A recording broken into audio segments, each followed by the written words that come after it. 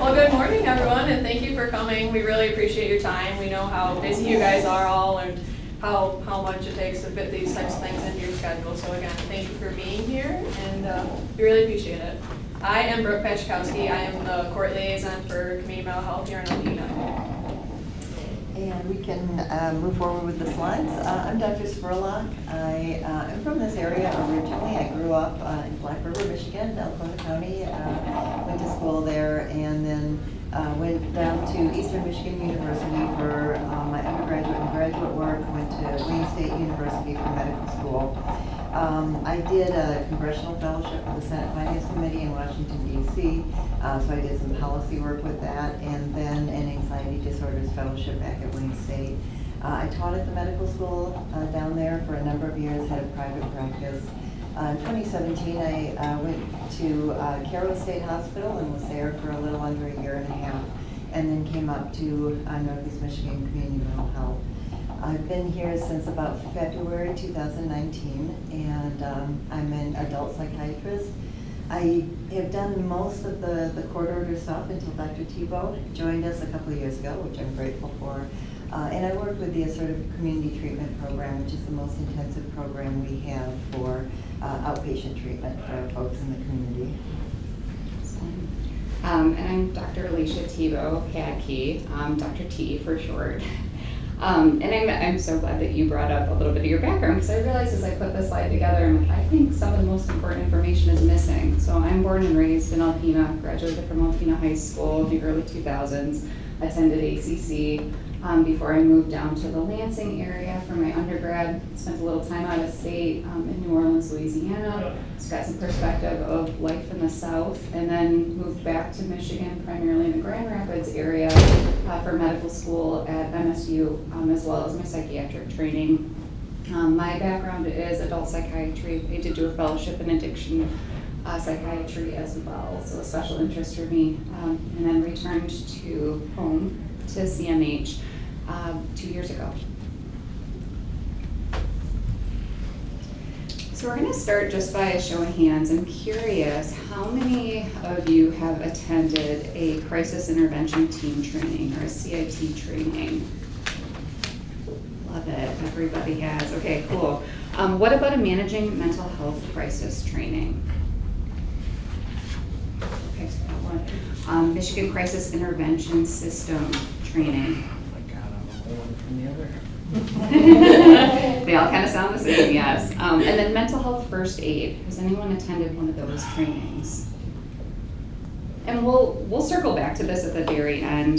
Some of these are more geared towards just the general public, providing them with tools and knowledge of how to identify someone who might be having some behavioral health issues or be in a crisis, and then how to help them or best assist them. Yes. Another question I have, which I didn't put on this slide, I'm curious by show of hands, how many of you entered this profession because you wanted to be the first contact for someone having a mental health crisis? A lot of smiles, no hands, unfortunately. Okay. And yet you are. You are the people who are having contact with our individuals the first go. A lot of times they don't realize what's going on. Family members may, or friends may or may not be recognizing, hey, something's off, something's going on, but you're the ones who are showing up. So thank you for that work that you do every day. You know, as Dr. Spurlock and I sat down to start putting together this presentation, we were able to share some of our experiences and what we've witnessed firsthand with local law enforcement interacting with our folks. And it was all positive that we were able to have. You know, the interactions I've identified, our folks have been treated with respect and kindness, and that is not an easy thing to do when someone is flying off the cuff, swinging at you, calling you names, you know, bringing up a lot of stuff. It can be really hard to hold your composure and to keep it calm and try to really de-escalate the situation and help that individual. And yet our individuals have been treated with respect, and the approach that's been taken has been for their care and their well-being. So thank you so much for what you do every day within our community. We're seeing it firsthand, and our staff is telling us about it. So I think a nice way to plug into this or kind of step into this talk is about stigma. So when we think about mental health, I think a really important or something to keep in mind is the association of violence with mental health. We've done a lot of work and we have come a long ways, and there's still a long ways to go within society and our communities at large.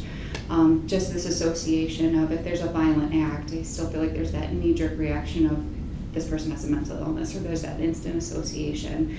And so digging into the research, I think it's helpful to know some of the evidence and some of the numbers that are out there that really kind of lean away from that knee-jerk reaction that we have.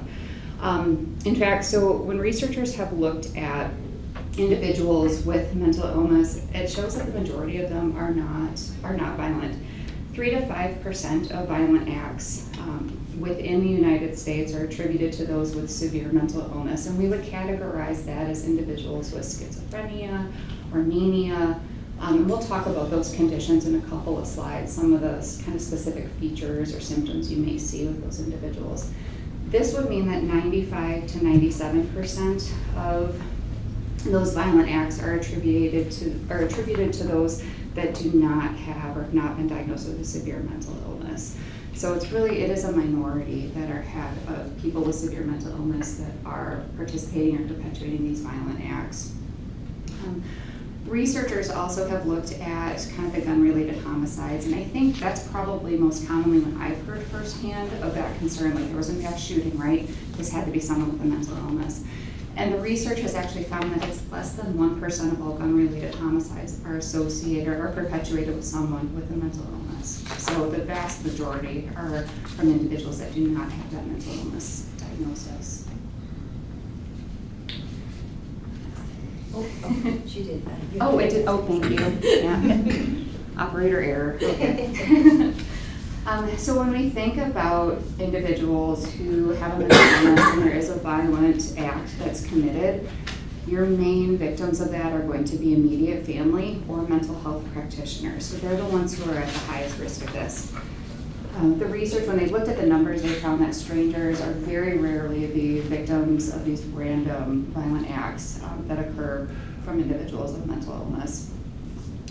They've also found to the opposite, that if you have a mental illness, you're much more likely to be a victim of these violent acts. Individuals with a severe mental illness are over 10 times more likely to become a victim than those in the general population. So the folks that we're serving really are more likely to be a target than a perpetrator. And then keeping in mind while that perpetration of violence is really rare among those with serious mental illness, when it does occur, there are often some risk factors that are at play there. And that's the beauty of being in a small community. And I think that's really important for why Dr. Spurlock and myself brought up our upbringing, is because I anticipate a lot of you are also from the area, are a small community as well. The benefit of that is you may be aware of these individuals' backgrounds, right? They were your neighbors. They might have been the person who went to church with you or participated in the same religious organization you identify with. You may see this person grocery shopping. This might be a nurse at your primary care doctor's office, or this may be someone that changes your oil, right? So you may know some background on them. You know, did they happen to suffer abuse as a child? Are they unemployed? You know, what's their family structure going on? Is there a divorce that's going on in the household, or some other factors at play?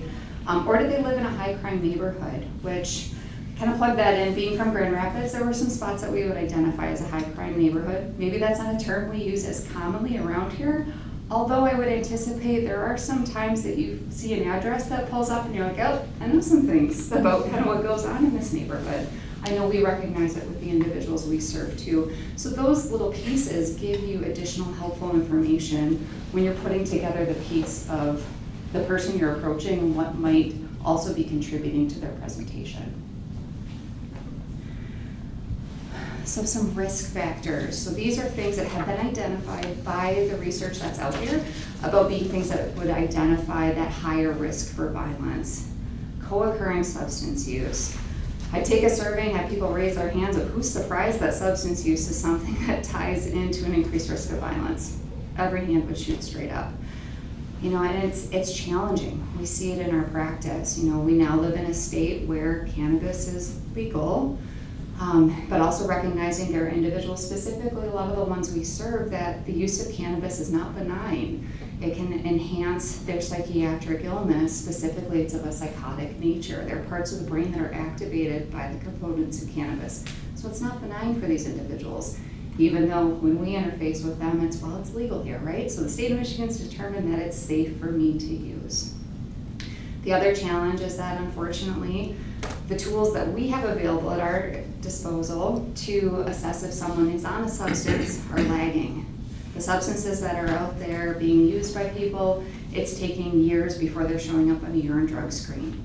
So we're doing the best we can with the tools we have, and at the same time, we're still not getting the whole picture because we don't know exactly what someone could be using or is using at a specific moment in time, with the exception of what's available on a urine drug screen right now, or a breathalyzer, for example.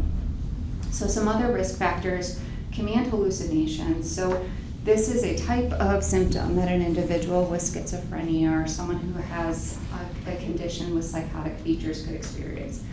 These, an example would be someone hearing a voice telling them to harm someone else. They could be, saying, your mom, you need to hurt your mom to save the world, right? You need to murder this person because otherwise the earth is going to catch on fire, these types of things. And these are voices that these individuals hear, and they're directing them to do things. Persecutory delusion. So this could be an individual who is having these thoughts or these beliefs that someone is directly out to get them or is interfering with their progress in life. And that could result in feelings or emotions of that person like, well, I need to get back at this person because if they're an obstacle, I need to remove them from the picture, right, of me achieving my goals. The fourth one that's listed on there, grandiosity, grandiose delusions and mania. So these are instances where individuals take on this exaggerated sense of self-importance and skills. It tends to minimize their ability to empathize with others. It really fuels this sense of entitlement. Along with this, these are individuals that can act and often act very impulsively. So frontal lobe, this part of the brain that's on board when we're thinking through choices and weighing out options, it's not firing fully for these individuals. There's a thought and we're full steam ahead. We're not playing out what's happening here. So as you can see, like the impulsivity from that and the high energy that comes along with this condition can be really dangerous for those individuals and individuals around them. Psychopathy is a really common thing that we see, and in fact, a number of you have interacted with a number of individuals who have some degree of psychopathy. Antisocial personality disorder is incredibly prevalent in jail and prison populations. So I can guarantee you've interacted with multiple folks who have antisocial personality disorder. The challenge is that that's typically not considered to be a serious or severe mental illness.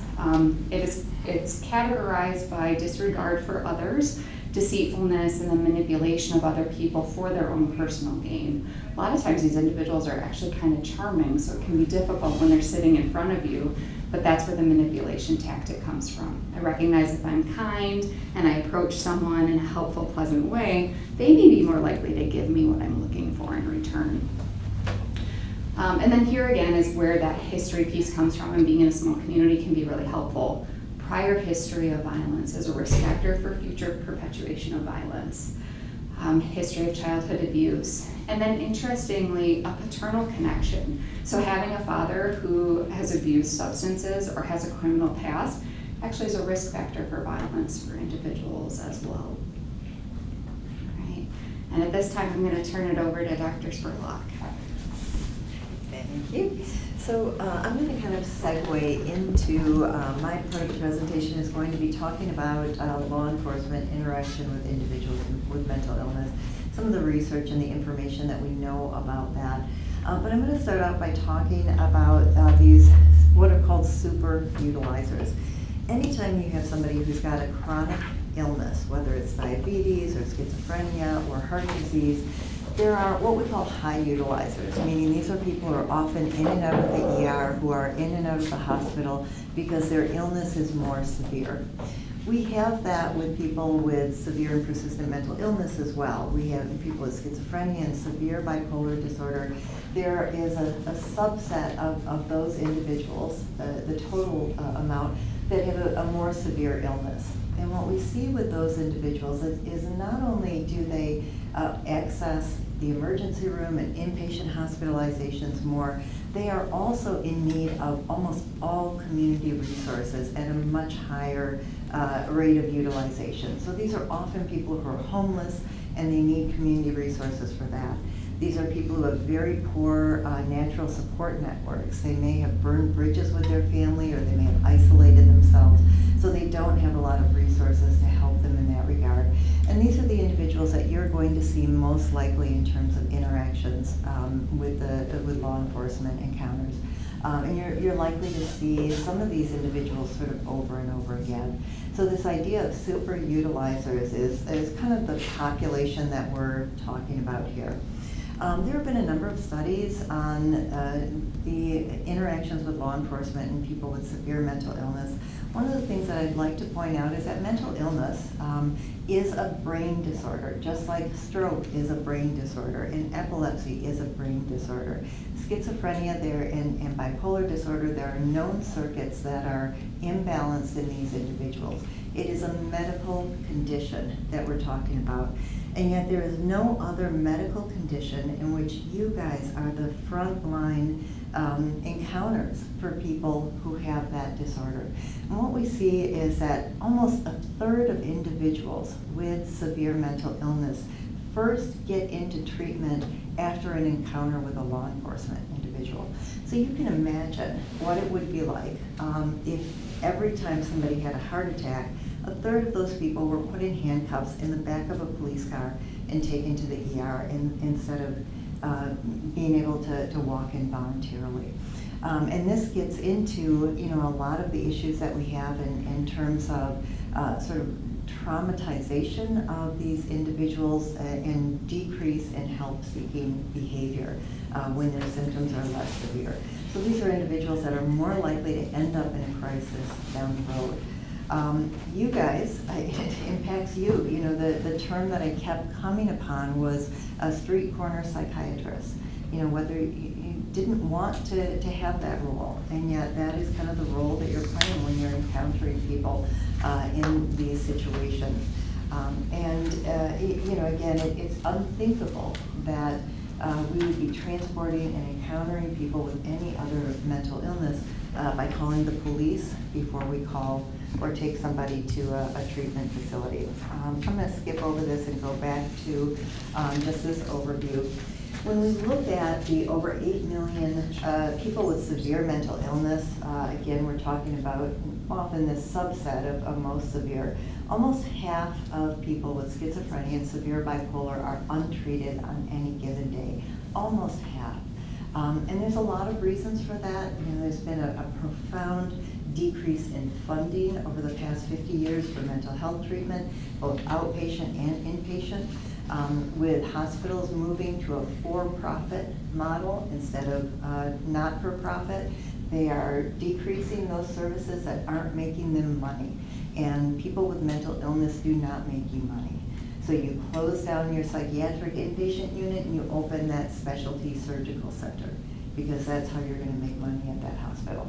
And again, we have individuals who are not sure that they're mentally ill. Their brain is telling them, you're fine, everybody else is lying. They don't see what you see. So there's sometimes factors from the individual as well. So there are a lot of barriers to treatment. When you stop treating, when you stop having facilities and money to treat mental illness, it doesn't go away. People get shifted to another system. And the system that they have been shifted to is law enforcement, the legal system. And we are seeing just profound numbers of people in jails and prisons and taking up an incredible amount of your time and budget as well to interact with that. It also results in criminalization of mental illness. So these are individuals whose symptoms of mental illness land them in in handcuffs or in the back of a police car, and sometimes behaving very unpredictably. And so in order to maintain your safety and the safety of people around them, there is that need, when you're the people interacting, to keep people safe. let me go back. So when we look at the reasons for law enforcement service calls, when you get a call that somebody's in a mental health crisis, again, your job is to serve and protect, right? You're keeping people safe in the community. But over 50% of the calls are not people who are a danger to others. The vast majority of calls that come in are for people who are self-harming or a suicide risk. So again, what we generally think of as the role of law enforcement is to deal with criminal offense or some type of legal issue, even harm to other people in serving the community. That's actually a minority of the calls that come in when we have the psychiatric service calls. It's really interesting. The research shows over and over again that there is this direct relationship that if you have medical treatment for mental illness that decreases, interactions with law enforcement increases, and that's across the board. So people who live in communities who have mental illness with poor access to care, they're much more likely to be arrested.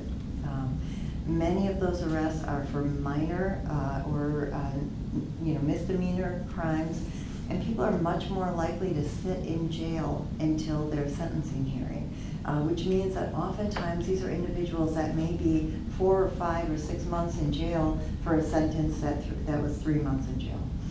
So these are individuals that are taking up space in jail. They don't have the money to get themselves out. They don't have the support to get themselves out. So there's a warehousing component oftentimes, and I'm sure you guys have experienced that when your jails are full and you've got people who are just sitting and waiting. In some parts of the country, psychiatric treatment is easier to get if you take somebody to jail than if you try to get them services in the community. So if you have somebody in a psychiatric crisis, you can take them to jail, and guess what? They get seen by the provider the next day or maybe that day. You refer them for psychiatric services, it may be 2 or 3 months, 6 months before they get in front of a psychiatrist. And so there are systems problems here that just kind of add to this. There's also this issue of mercy bookings where, when you have somebody who's in a mental health crisis, they've been in and out of the ER multiple times, they haven't qualified for hospitalizations. Officers sometimes will take them to jail to provide their safety. I don't see this as much up here, but when I worked down in the Detroit area, it wasn't infrequent to have, especially homeless women who were, being sexually assaulted and physically assaulted on the streets, being taken to jail, and to have social workers or somebody say, well, at least she's safe for the next couple nights. And that's a horrific thing that shows how little resources we have. When we look at the number of beds, just the number of hospital beds that are available, both in community hospitals and state hospitals, the top 3 facilities in the country in terms of number of hospital beds are the LA County Jail, Cook County Jail, and Rikers Island Jail.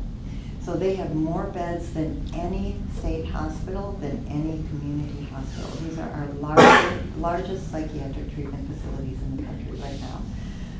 About 380 plus individuals are treated in jails and prisons.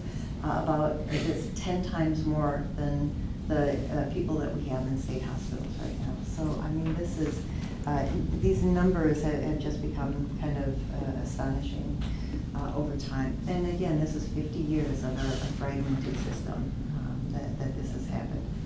There was an interesting survey that was done in 2017 initiated by the Treatment Advocacy Center in New York, which looks at the consequences of deinstitutionalization and decrease in funding for mental health.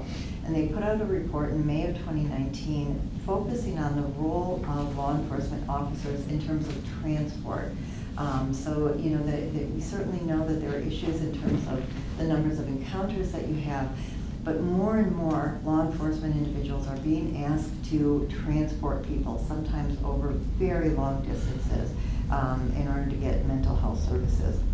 And, this was over 355 sheriff's offices and police departments that contributed to this survey all across the U.S. I think there were only 3 states that they didn't get some information from.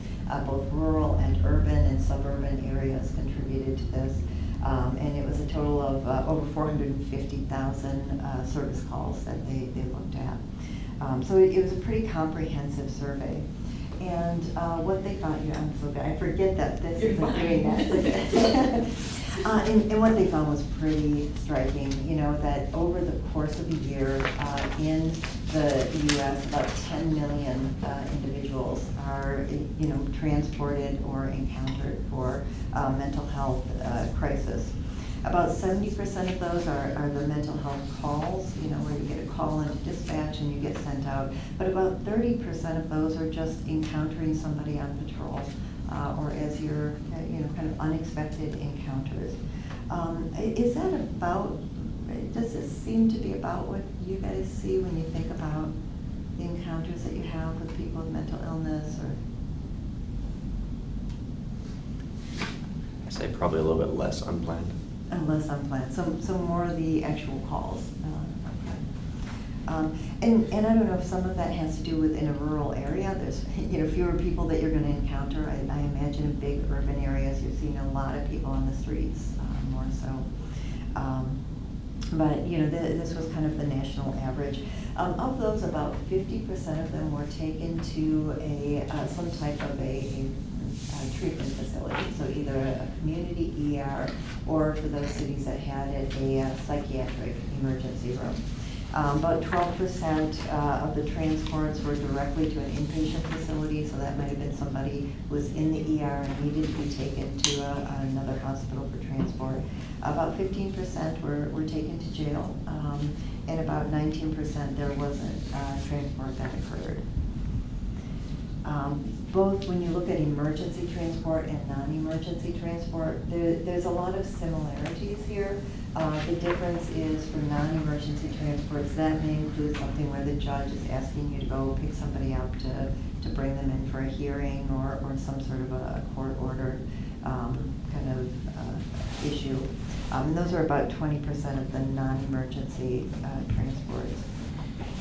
I think what blew me away was just the statistics when it came to how much this costs your department and how much of your time that it costs. About 10% of the budgets for the law enforcement agencies were used on these encounters and transporting people with mental illness. About over 20% of the officers' time in terms of what you do with your job is this transport. And again, these information that came out, I don't know if it's as applicable up here, but what they found is that if an officer was transporting somebody to a medical facility, it was typically 5 times longer to get them there than to get them to a jail. So you're driving longer distances to get people treatment as opposed to taking them to the jail. And the wait time between when you have the individual and the transfer of custody, it's about 3 hours if you take them to get the medical treatment, about 37 minutes if you take them to jail. So again, there's all of these barriers that are taking you off from doing your other duties. Yeah. It's about 8 to 10 hours.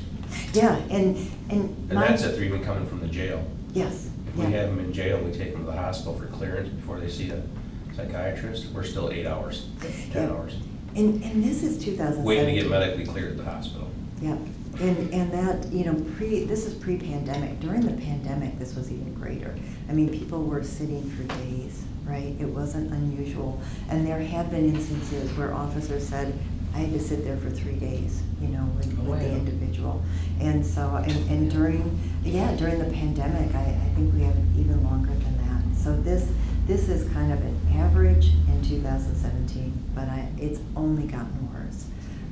And again, many rural hospitals have closed up in this area. We've had several rural hospitals that have closed.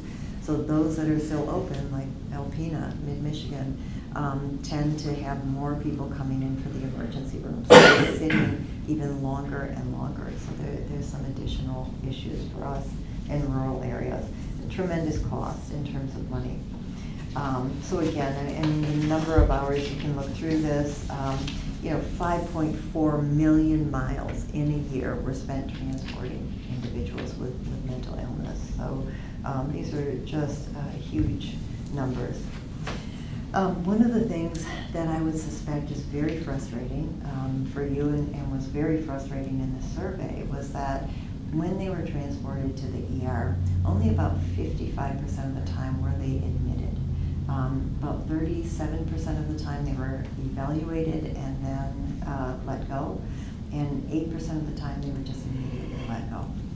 And for me, when I look at this information, that 8% is, I wonder about that.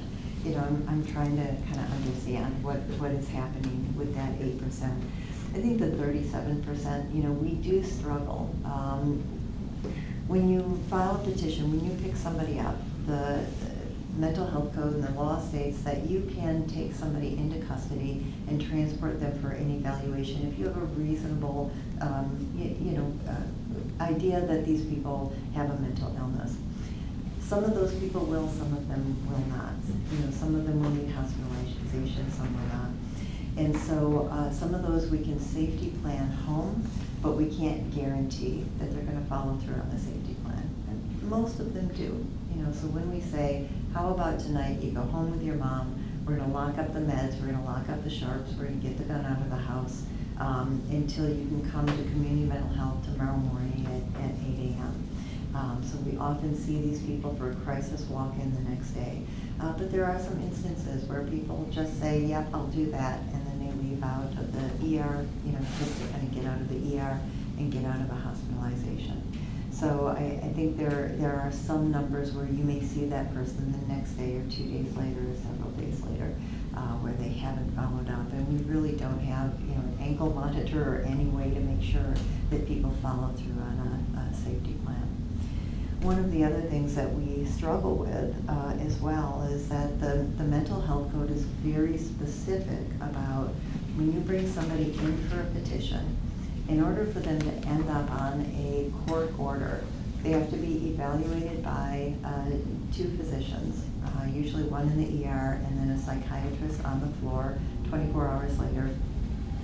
And you have to find, first of all, that they have a mental illness, and that as a result of that mental illness, they are a danger to themselves and a danger to others. Now, for a long time, there was a sense of immediate danger to yourself or immediate danger to others, and that was the only thing that would get you onto the floor. So insurance will not pay for you to go to a mental health unit if you weren't saying that you were going to kill somebody or kill yourself. We have gotten a little bit better in Michigan. We kind of reevaluated that. There's been a couple of court cases where they have said that it doesn't have to be an immediate risk. That if a person has a history of decompensating to the point where they're a danger to self or others, and you see that this is part of the typical decompensation, we can, as long as we document it well on the clinical certificate, those people can be admitted. The other requirements that are in the mental health code, that the person is unable to take care of their basic needs. If it's only that, it's almost impossible to get them admitted to a unit.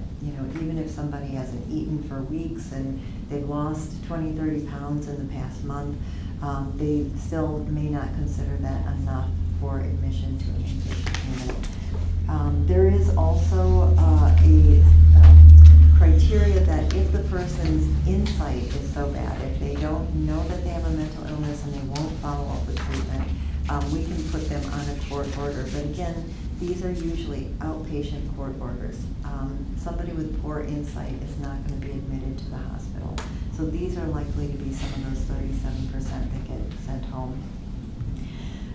There is a couple of specific rule outs. If somebody comes in and they're very psychotic, or they're outside with their clothes off, or they're threatening their neighbors, and they have dementia, we cannot put them on a court order.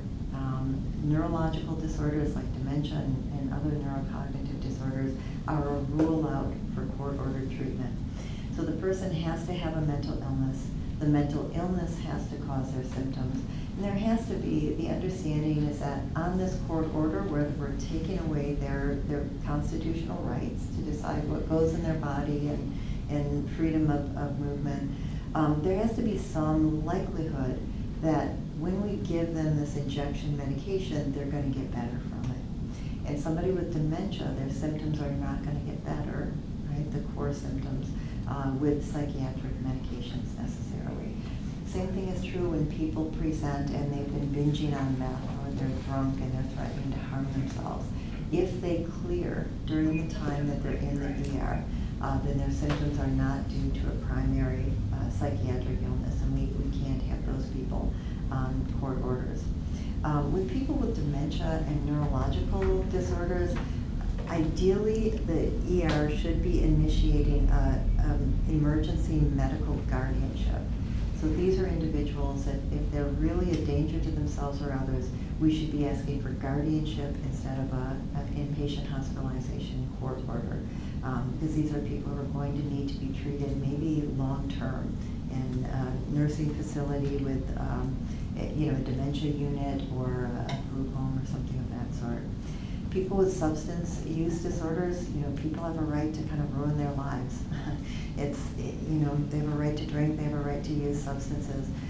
So I think those are probably a lot of the people that you see over and over again. And I'm sure there's a lot of frustration that, why isn't somebody doing something for these individuals? The court can order mental or substance use treatment, but it isn't really enforceable because no unit will accept somebody unless they're ready to stop using, unless they're ready to change.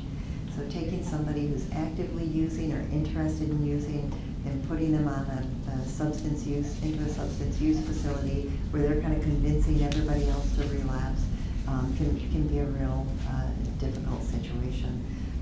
In terms of limited dollars, again, we just don't have the money to force people into treatment for substance use who aren't ready to. So that, I think that's some of that 37%. That 8%, when people just walk out of the ER without an evaluation, that for me is probably one of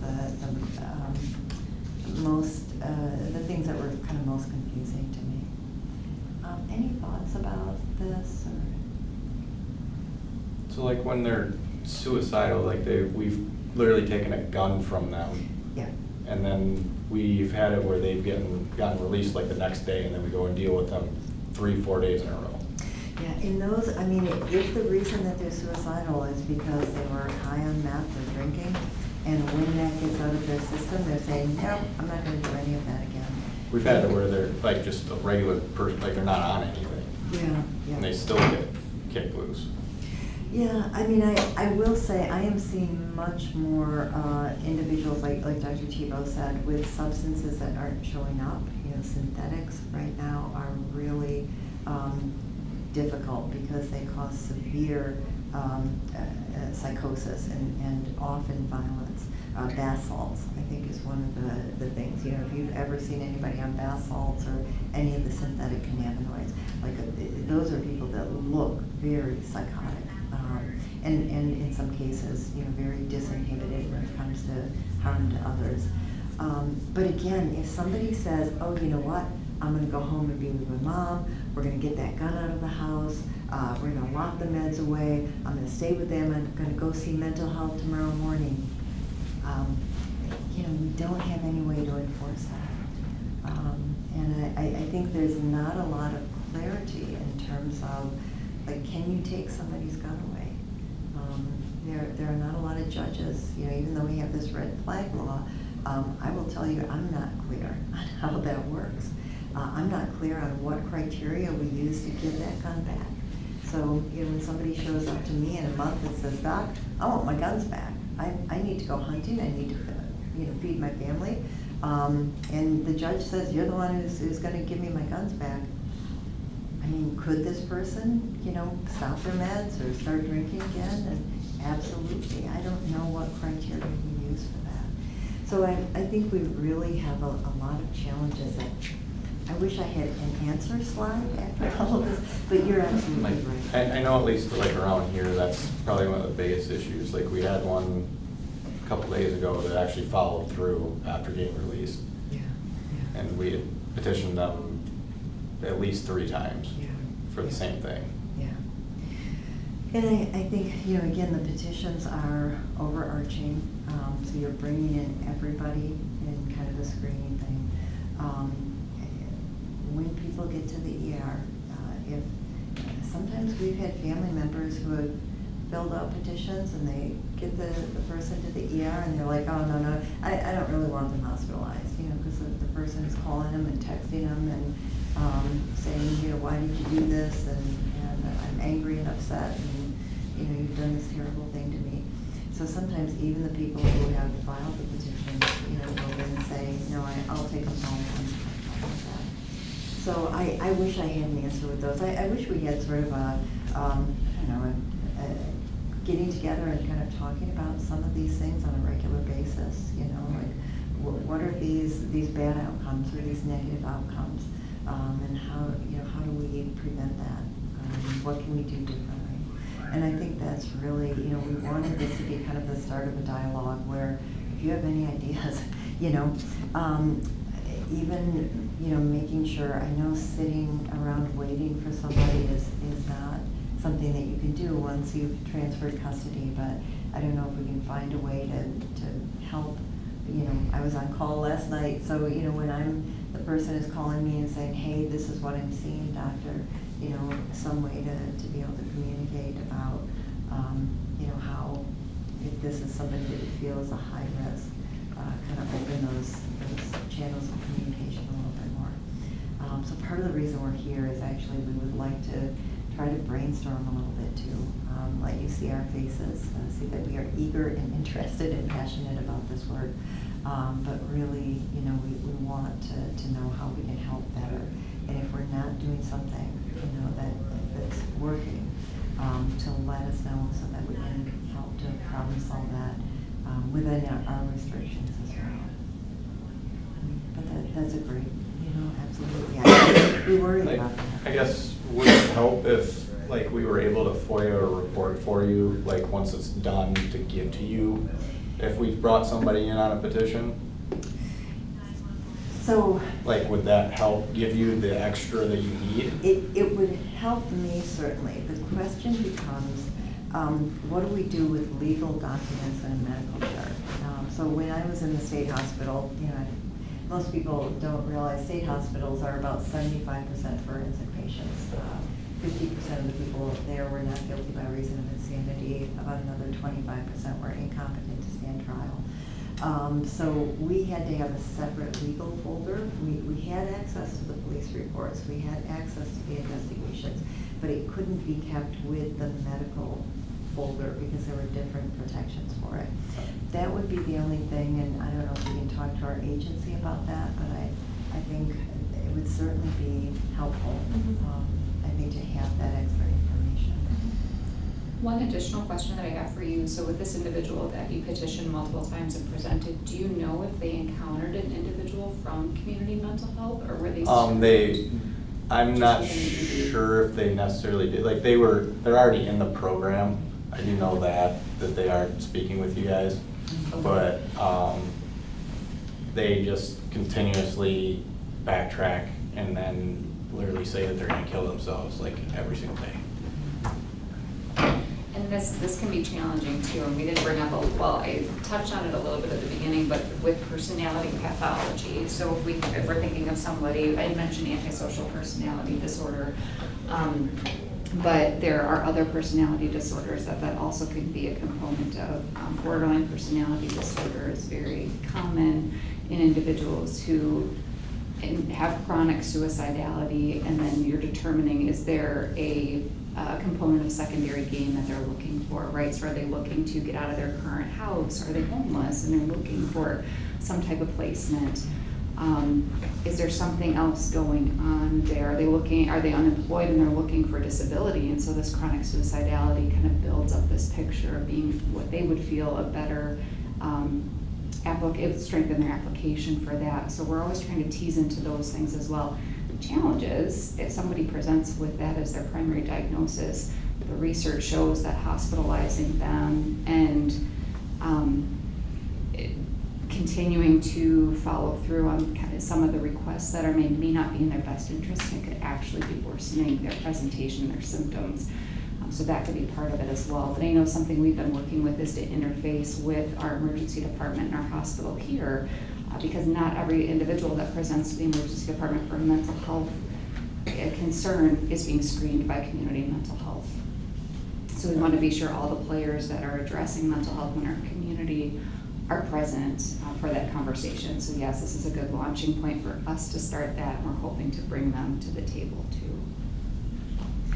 And we do have, for those individuals with borderline personality, I mean, we are the, kind of the safety net in the community. People who are too severe to be treated in other, by other providers.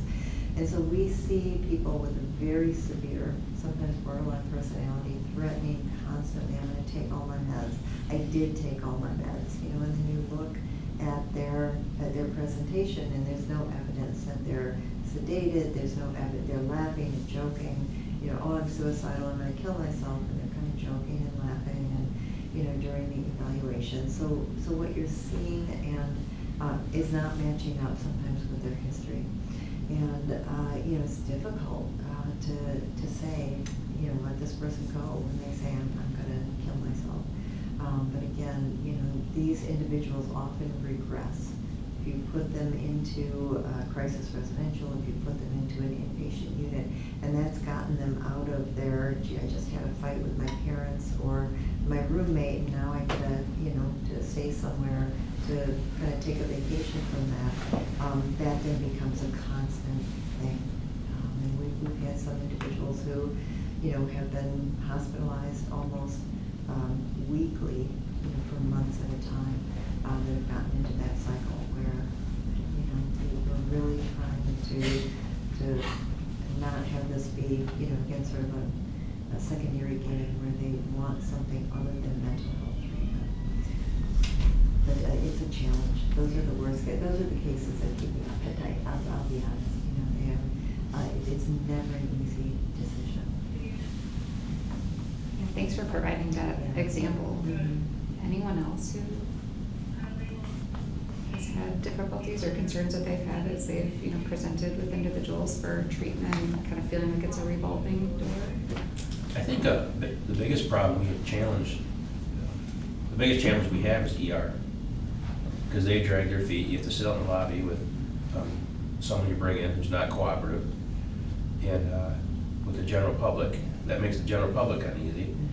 Then ER does put you in a side room. Then you're there for 6-7 hours, and they forget about you. Then they come back. Then they get you. Then now you're there 8 hours. Then they tell you, well, we're gonna wait till tomorrow to call a psychiatrist.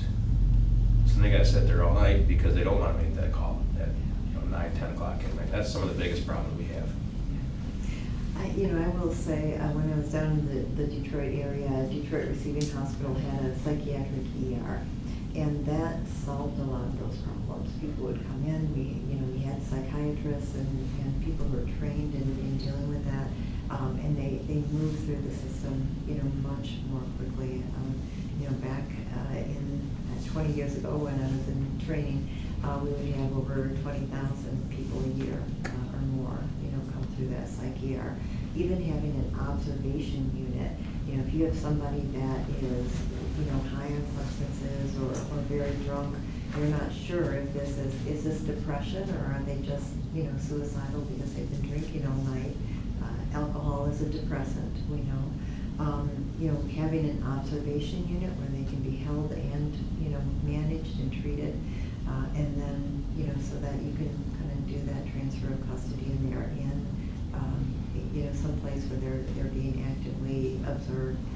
Those are helpful things as well. But, with our hospital, again, convincing hospitals to find space for mental health individuals, where they are trying to turn a profit with other types of services is a challenge.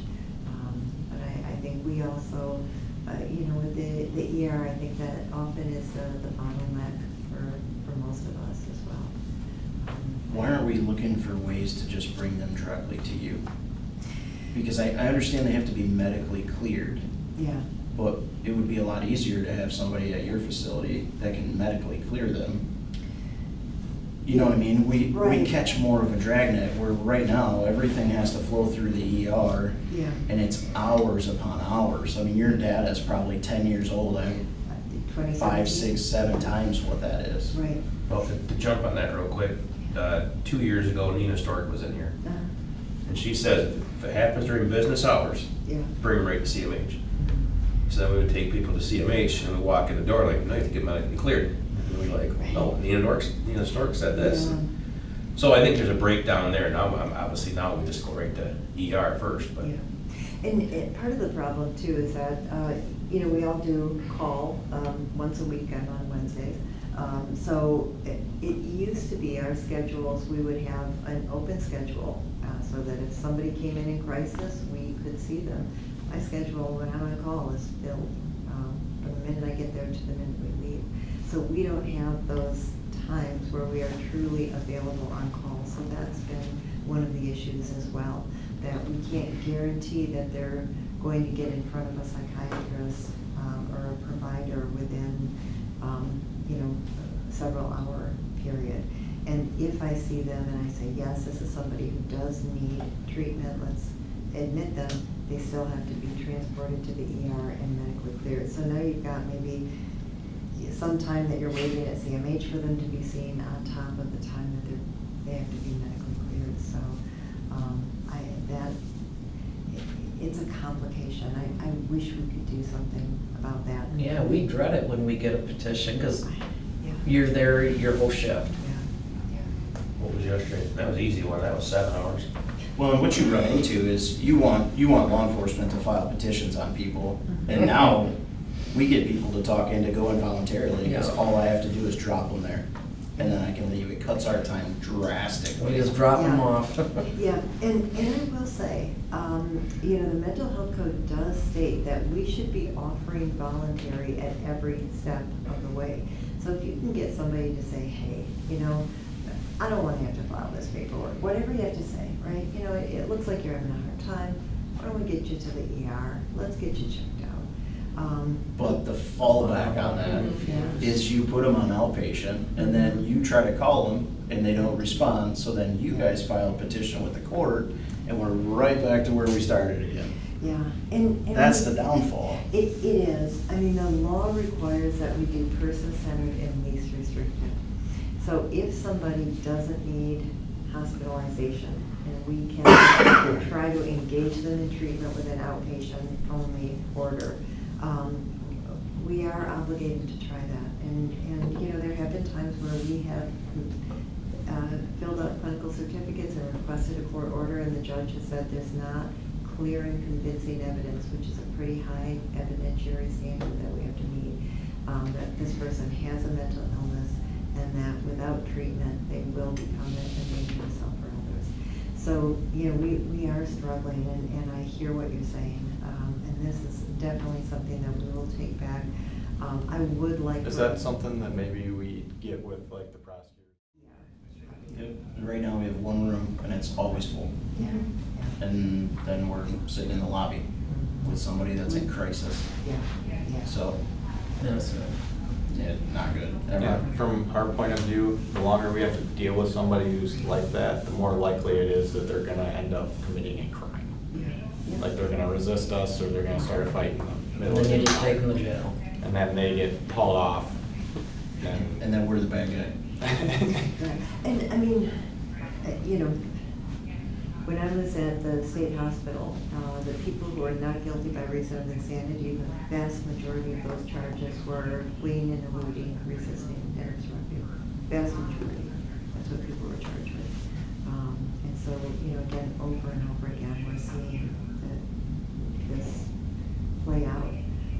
When we have 75% of our beds at the state hospital that are being used for forensics instead of people who are, you know, in the community hospitals who aren't stabilizing. There are times where people in the inpatient unit have said, we can't do anything more for them. We can't get anybody into the same hospital. We gotta release them. We don't know what do you want us to do with them? You know, it's a tough situation. I think one of the biggest hurdles we have with even getting somebody to go voluntarily is they've been there before, they know what the wait time is, and they don't want to sit through that to be And then- seen by somebody. Then they complain that they didn't get seen by somebody. Right, yeah. And, you know, this is also part of when we talk about the frontal lobe, which is in schizophrenia and severe bipolar disorder. These are abnormalities of the frontal lobe, and what the frontal lobe does is impulse control, right? So that ability to sit and say, okay, I got my TV, the doctor's gonna come see me, understanding kind of the long-term consequences of your actions. These are individuals that part of the brain is not working. And so telling them to sit for 8 hours, 10 hours, 12 hours, in some cases, even to try to see if this is substance induced or not. We're dealing with people whose that part of the brain is not helping them and assisting them through that process as well. So it really, there are a lot of components of it. But I definitely think if we can kind of open up a dialogue with all of the community partners that are dealing with this to see what all of us can do better. Because as I said, and Dr. Tebow said, I've been so impressed with the interactions that I have seen from your department. I can't tell you how grateful I am with the respect and kindness and courtesy that you show our folks when they are not doing well.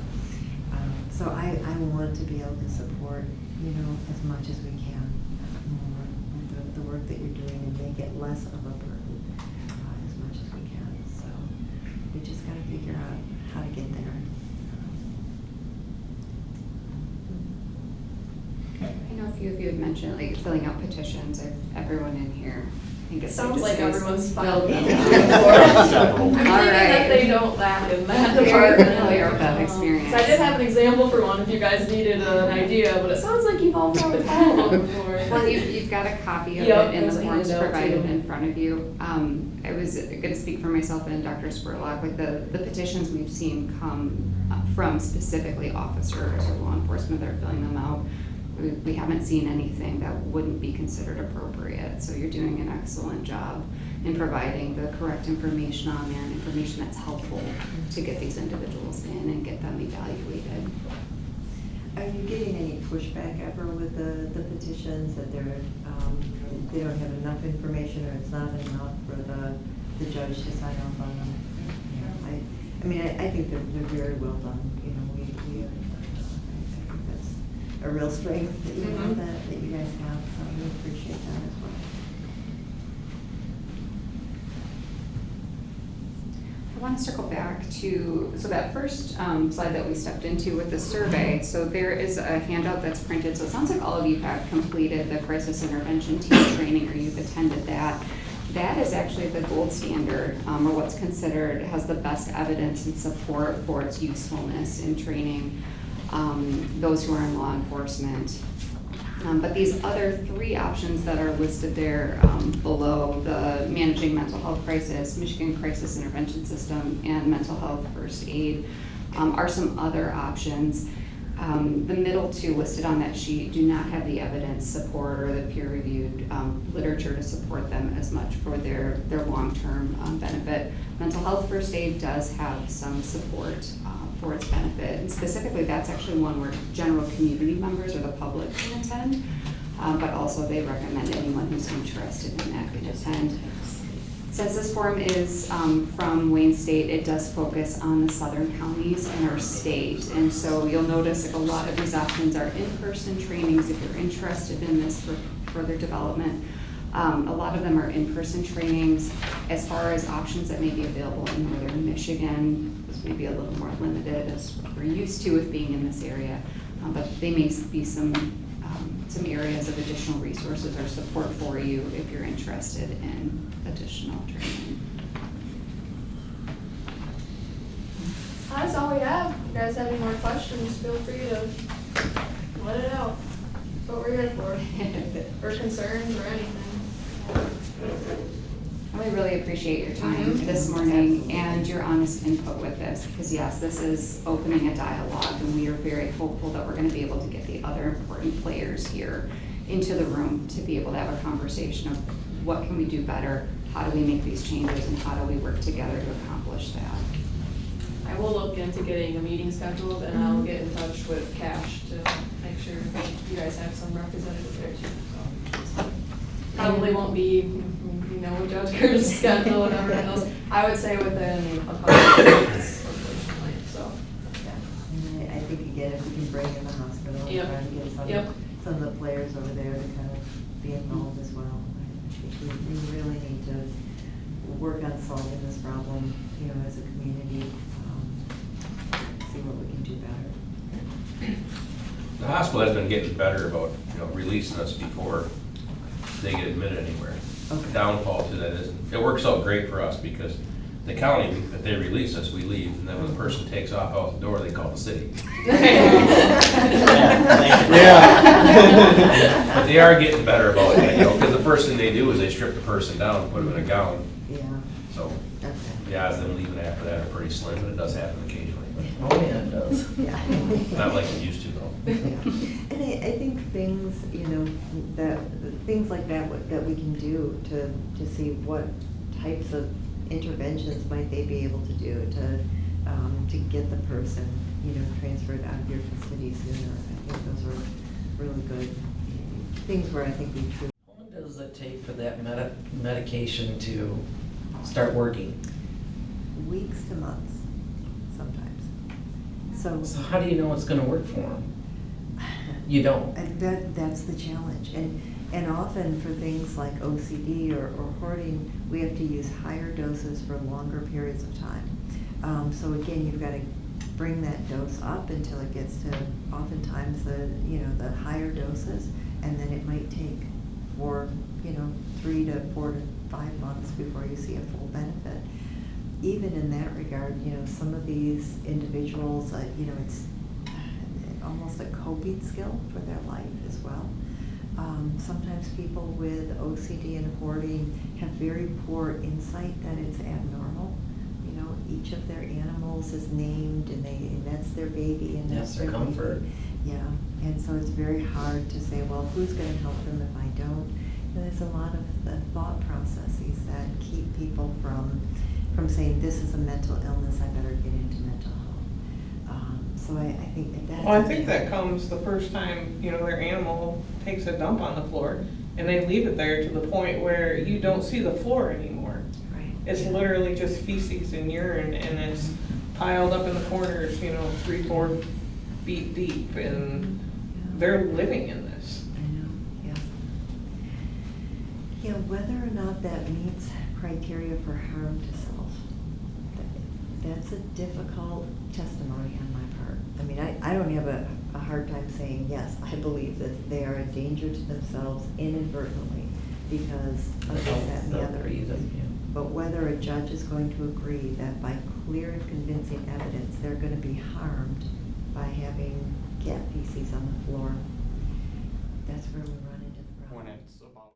To go back and forth, but we have, our ACT team is going into people's houses and seeing infestations, rodent infestations and bedbug infestations, and trying to help people through that, calling APS over and over again, and not seeing movement in that regard.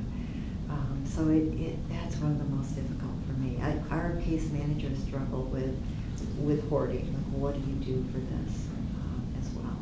Because the treatment options are not as successful as treatment of some of our other illnesses. So, and I think part of that is it fulfills such a need for the people, to have those animals there. Those are the tough ones. I wish I had an answer to that one. It's like the bane of my existence.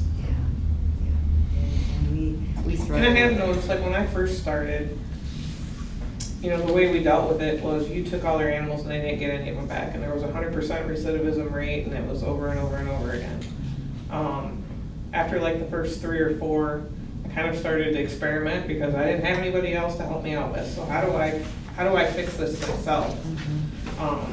So I started asking that they get, you know, 1, 2, maybe 3 animals, depending on how many they can adequately care for appropriately, with an extended probationary period to keep an eye on it. And those people tended not to rehoard. Interesting.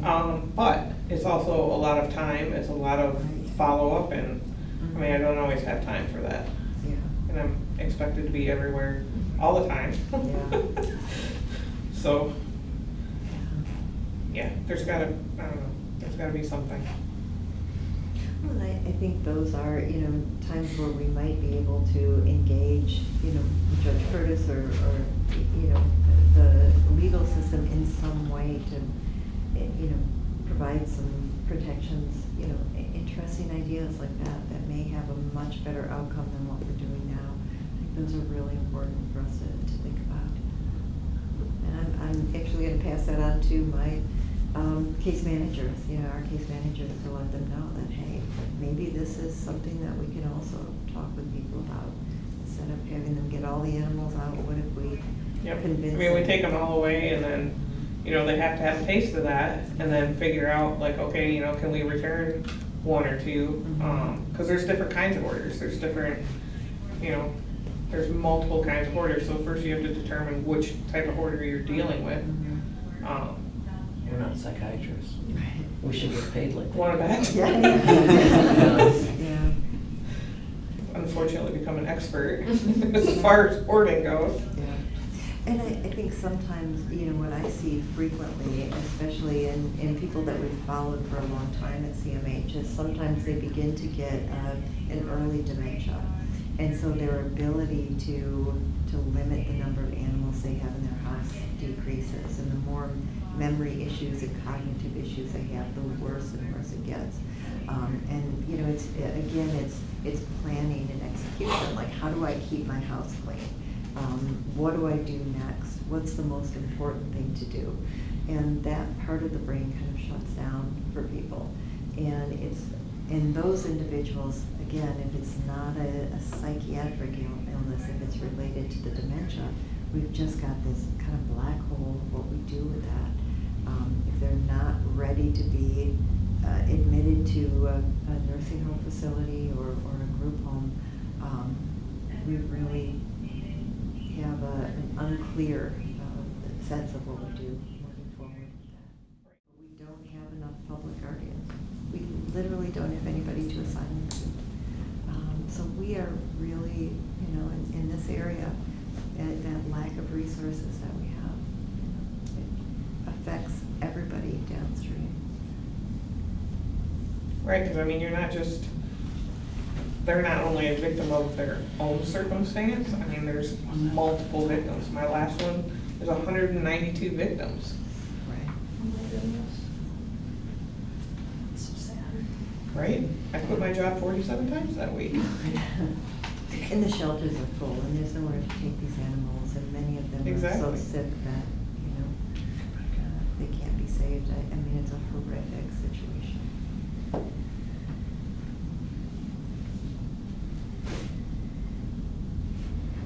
If you have anything else, ever, you know, that comes up, I mean, you've seen our faces, you know our names, you know, we really, like I said, we're passionate about this, we want to try to solve problems. I'm having to explain to everybody what needs to happen and how they need to do it. Yeah, you got that. And I don't have time at first to deal, I need to get the victims out. Right, I don't want to have to deal with the hoarder themselves, and I typically end up having to do both. right. So is there a mental health professional that could show up on scene when they call, like, hey, we're getting ready to do a search warrant, or hey, I just walked into a hoarding mess? Yeah. Can somebody, and maybe get them into some type of a I think that's a great idea. treatment, something. Yeah, I think. And then you get to see it firsthand. Yeah. As I said, our case manager, if they have a case manager, our case managers do go out to the home and And many of them are just as horrified as you are. And actually, this was the area, when the case managers say, can we have more training? Hoarding is one of the things that comes up top of the list over and over again. Because they've filed the APS reports and haven't seen the movement. If you can, give us your information, or we can give our information, and I'm gonna, talk with the powers that be at the agency and see if we can find a way to be part of that, because I think that's a great idea. See what we can provide with that.